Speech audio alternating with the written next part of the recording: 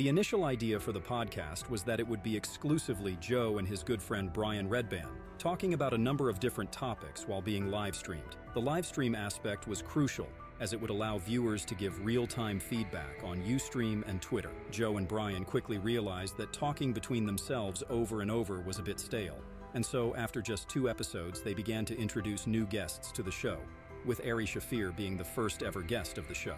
Joe decided the new objective for the podcast was to simply have lighthearted but interesting conversations with people he enjoyed talking to. This meant that most of Joe's first guests on the show were people he was associated in some way, be it from acting, comedy, or the UFC. These guests included big names such as Joey Diaz and Duncan Trussell.